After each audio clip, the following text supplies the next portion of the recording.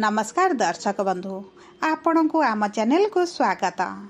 पवित्र श्रीगुंडीचा बा रथ यात्रा उपलक्षे समस्त कुंभ राशि व्यक्ति विशेष मानू अनेक अनेक शुभेच्छा और शुभकामना। आपणकर जदि कुंभ राशि होता है तेबे ही वीडियोटी को थारे मात्र शेष पर्यंत देखंतु। निजर व्यस्त समय मध्यरु मात्र 10 मिनिट समय आपण निज पाई दियंतु, काहेकि ना आमर आजिर एही कार्यक्रमटी समस्त कुंभ राशि व्यक्ति विशेष मानक पई बहुत गुरुत्वपूर्ण रही। काहेकि गुरुत्वपूर्ण रही आपण वीडियोटी को शेष पर्यंत देखिले निश्चित भावरे जानि परिबे।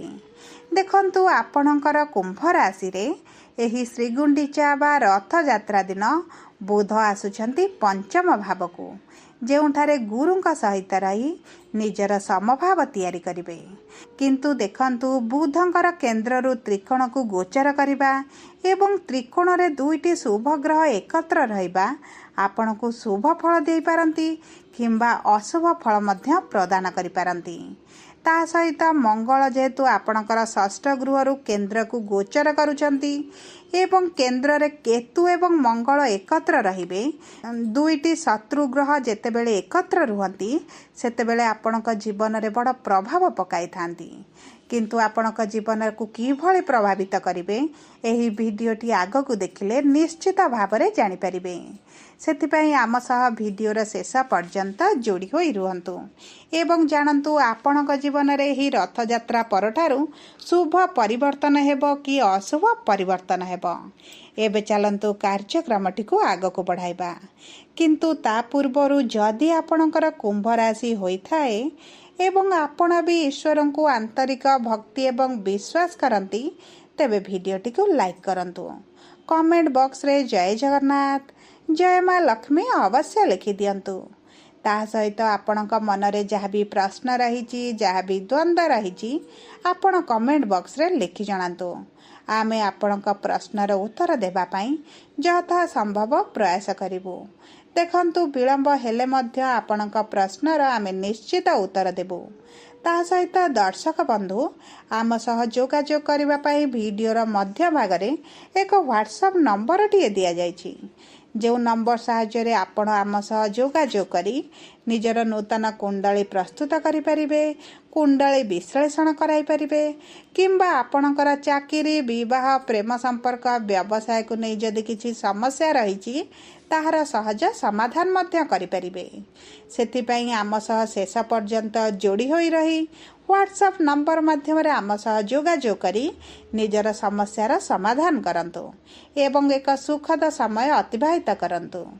एबे चलंतु कार्यक्रमटी को आगकू बढ़ाइबा एवं सर्वप्रथम जानिबा आपणक कुंभ राशि रे नवग्रहंकर स्थितिटी किभଳି रहुची। देखंतु आपणकर प्रथम गृह रे राहु, द्वितीय गृह रे शनि, तृतीय गृह रे शुक्र, चतुर्थ गृह रे सूर्य, पंचम गृह रे बुध एवं गुरु एवं सप्तम गृह रे मंगल एवं केतु विराजमान करिसंती, जहा फल रे सेही गृह गुड़िक अधिक प्रभावित हेबाकू जाउची। तेबे सर्वप्रथमे जानिबा आपणकर स्वास्थ्यटी किभଳି रहिबा। देखंतु स्वास्थ्य आपणक कुंडलीर प्रथम गृहरु जଣା पड़े। ता सहित आपणक रोग ऋण रिपुर गृह मध्य आपणक स्वास्थ्य को प्रभावित करिबा एवं एही षष्ठ गृहरु मंगल सप्तम गृह को गोचर करुछंती, जहा फल रे आपणक इम्यूनिटी पावर रे ह्रास घटिबा। आपणक रोग प्रतिरोधक शक्ति कमिबा कारणरू आपण ऋतुकालीन रोग रे पीड़ित होई पारंती। आपण को ज्वर झाड़ा खास ठंडा भली समस्या देखा दे पारे। ता सहित राहु जेहेतु आपणकर प्रथम गृह रे अछंती आपणक शरीर रे किछि एभली समस्या देखा दे पारे जहार प्रकृत कारण आपण जानि न पारंती। बेले बेले आपण को लागिबा आपणक शरीर असुस्थ अछि एवं बेले बेले लागिबा आपणक शरीर सुस्थ रहिछि। ता सहित राहु जेहेतु आपणक चंद्रमांक गृहरे अछंती आपणक मानसिक स्तर रे मध्य बहुत चिंतित रहिबे। आपण मानसिक स्तर रे दुश्चिंतार ग्रास होई आपणकर बीपी डायबिटीज कोलेस्ट्रॉल समस्या को मध्य बढ़ाई पारंती। सेति प्रति आपण टिके दृष्टि देबे। आपणक खाद्य पानीयर दायित्व नेबे एवं देखंतु आपण विशेष भाव में योग प्राणायाम करने जारी रखंतु। यह आपणक स्वास्थ्य पाई बहुत लाभदायक। किंतु जदि आमे मोटामोटी भाव देखिबा आपणक स्वास्थ्य रे से भले किछि गंभीर समस्या आपण देखिबेनी। जदि भी गंभीर समस्या किछि थिला सेथिरु आपण धीरे धीरे आराम पाइबे। किंतु एही जो छोट छोट समस्या आपणक स्वास्थ्य रे देखा जिवो सेति प्रति आपण टिके सचेतन रहंतु। एबे आसंतु जानिबा आपणकर शिक्षा किभळे रहइबो। देखंतु आपणक पंचम गृह हेउची शिक्षार गृह एवं सेही गृह रे बुध गुरु दुईटी शुभ ग्रह एकत्र रहिबे जहा फल रे आपणक पई सुवर्ण सुजोग रहिचे निज क्यारियर को आग को बढ़ाइबा पई निज क्यारियर रे सफलता पाइबा पई एवं विशेष भाव रे जदि आपण उच्च शिक्षा करबा को चाहुछंती तेबे आपणक पई बहुत भल समय रहिची। एही समय मध्य रे जदि आपण किछि इंटरव्यू दियंती एंट्रेंस दियंती किंबा कोनोसी प्रतियोगिता मूलक परीक्षा रे भाग नियंती आपण सेथिरे उच्च सफलता पाइबे।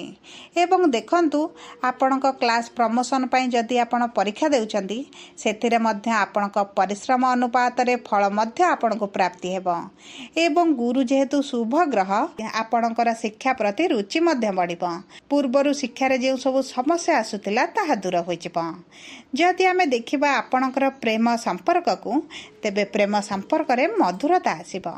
पूर्वरु जहाँ भी समस्या आपण देखुथिले आपणकर छोट कथा को नहीं झगड़ा हेउ मनमालिन हेउ मतभेद हेउ किंबा तृतीय लोकंक हस्तक्षेप आपणक संपर्क रे दूरताटी थाउ ताहा सब दूर होई जिवो। पूर्वरु जदि आपणकर ब्रेकअप भली परिस्थिति थिला ताहा मध्य आपणकर प्याचअप होई पारे। आपणक संपर्क रे निकटतरता बढ़िबा सहित आपणक मनटी खुशी रहिबो। आपण सुखद समय अतिबाहित करिवे। आपणक प्रेम संपर्क को विवाह रे परिणत करबाई मध्य आपण चेष्टा करिवे एवं आपण सेतिरे सफलता मध्य पाइबे। किंतु देखंतु आपणक कुंडली रे जदि गुरु भल स्थिति रे थिबे तेबे आपणक विवाह पई भल जोग रहिछि। जदि गुरु नीच थिबे खराब स्थिति रे थिबे तेबे आपणक विवाह रे बहुत बाधा विघ्न समस्या आसी पारे। सेथिपई आपण गोटे थर निजर कुंडली को विश्लेषण करंतु एवं जानंतु आपणक विवाह पई शिक्षा पई किंबा चाकरी पई भल समय रहिछि कि नाही। आपणक एही सब क्षेत्र रे शुभ प्रभाव पड़िबो किंबा पड़िबो नाही। जदि आमे आपणकर विवाहर योग को देखिबा तेबे देखंतु विवाहर योग पई बहुत भल समय रहिछि। गुरुंकर दृष्टि रहुछि ता सहित मंगल मध्य शुभ ग्रह आपणकर विवाहर गृह को आसीबे।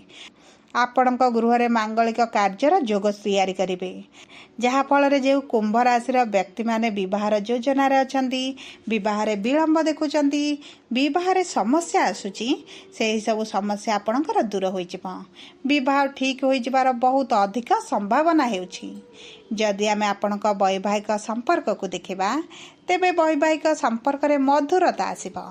आपणक साथी आपणको बुझिबा आरंभ करिवे। आपणक प्रति तांकर प्रेमर भावनाटी वृद्धि हेबो। आपणको सम्मान देबे आपणक निष्पत्ति को सम्मान देबे एवं आपणको कौनसी एक स्थान को बुलाइबा को मध्य नहीं पारंती। आपणक संपर्क रे मधुरता बढ़िबा कारणरू आपण बहुत खुशी मध्य अनुभव करिवे।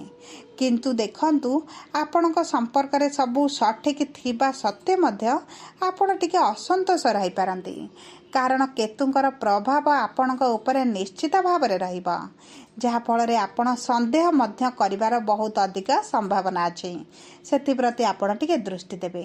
आपणकर नकारात्मक चिंताधारा को संपर्क मध्य को आनतु नाही। एहा आपणक संपर्क पई आपणक पई बहुत भल रहिबा। जदि आमे आपणकर संतानर योग को देखिबा तेबे जे कुंभ राशि व्यक्ति माने संतान प्राप्ति को नहीं बहुत चिंतित थिले दुखरे थिले पीड़ारे थिले एवं विफलता देखुथिले सेमानक पई बहुत भल समय आसीछि। गुरु दीर्घ 12 वर्ष परे आपणकर संतानर गृह को आसीछंती। ଏହି ସମୟ ମଧ୍ୟରେ ଯଦି ଆପଣ ସନ୍ତାନ ପାଇଁ ଚେଷ୍ଟା କରନ୍ତି ଆପଣଙ୍କୁ ବହୁତ ଅଧିକ ସଫଳତା ମିଳିବ। ଆପଣ ଡାକ୍ତରଙ୍କ ସହ ଯୋଗାଯୋଗ କରନ୍ତୁ, ନିଶ୍ଚିତ ସନ୍ତାନ ସୁଖ ପ୍ରାପ୍ତି କରିବେ। ଯଦି ଆପଣ ନବବିବାହିତ ଦମ୍ପତି ଅଛନ୍ତି ତେବେ ଏହି ଗୋଟିକ ଆପଣଙ୍କ ପାଇଁ ସୁବର୍ଣ୍ଣ ସୁଯୋଗ ରହିଛି। ସନ୍ତାନ ପାଇଁ ଚେଷ୍ଟା କରନ୍ତୁ, ସନ୍ତାନ ସୁଖ ଲାଭ କରନ୍ତୁ। ଯଦି ଆମେ ଆପଣଙ୍କର କର୍ମକ୍ଷେତ୍ରକୁ ଦେଖିବା, କର୍ମର ଗୃହର ସ୍ୱାମୀ ହେଉଛନ୍ତି ମଙ୍ଗଳ, ଯିଏ ଆପଣଙ୍କର ତୃତୀୟ ଗୃହରେ ଉଚ୍ଚ ସ୍ଥିତିରେ ରହିଛନ୍ତି। ଆପଣଙ୍କ କର୍ମକ୍ଷେତ୍ରରେ ଭଲ ପରିବର୍ତ୍ତନ ଆଣିବେ, ଆପଣଙ୍କୁ ସଫଳତା ମିଳିବ। ଆପଣଙ୍କର ସମସ୍ୟା ଗୁଡ଼ିକ ଧୀରେ ଧୀରେ ଶେଷ ହୋଇଯିବ। ଏବେ ଯେଉଁ ଅସୁବିଧା ଆସୁଛି, ଆପଣଙ୍କର ଯେଉଁ ଶତ୍ରୁମାନେ ବୃଦ୍ଧି ଘଟିଛନ୍ତି, ଆପଣଙ୍କ କର୍ମକ୍ଷେତ୍ରରେ ଯେଉଁ ଅସନ୍ତୋଷ ଅଛନ୍ତି ତାହା ସବୁ ଦୂର ହୋଇଯିବ। ଆପଣଙ୍କ ଦକ୍ଷ ପରିଚାଳନାକୁ ପ୍ରଶଂସିତ କରାଯାଇପାରେ। ଆପଣଙ୍କ ଧନ ବଢ଼ିବା ସହିତ ଆପଣଙ୍କ ମାନ ସମ୍ମାନ ପ୍ରତିଷ୍ଠାରେ ମଧ୍ୟ ବୃଦ୍ଧି ଘଟିବ। ଆପଣଙ୍କର ଉଚ୍ଚସ୍ତର ଅଧିକାରୀଙ୍କ ସହିତ ଘନିଷ୍ଠତା ବୃଦ୍ଧି ହେବ, ଯାହା ଆପଣଙ୍କର ଚାକିରିକୁ ବହୁତ ଅଧିକ ପ୍ରଭାବିତ କରିବ।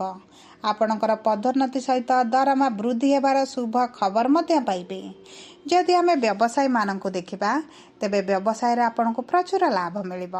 ଆପଣଙ୍କ ବ୍ୟବସାୟରେ ଧନ ବୃଦ୍ଧି ହେବା ସହିତ ବ୍ୟବସାୟରେ ନୂତନ ମାର୍ଗ ମଧ୍ୟ ଆପଣଙ୍କୁ ମିଳିବ। ରୋଜଗାରର ନୂତନ ସ୍ରୋତ ମଧ୍ୟ ଆପଣ ପାଇବେ। ଯଦି ଆପଣ ବେରୋଜଗାର ଅଛନ୍ତି, ରୋଜଗାର ସନ୍ଧାନରେ ଅଛନ୍ତି, ସେଥିରେ ମଧ୍ୟ ଆପଣଙ୍କୁ ସଫଳତା ମିଳିବ।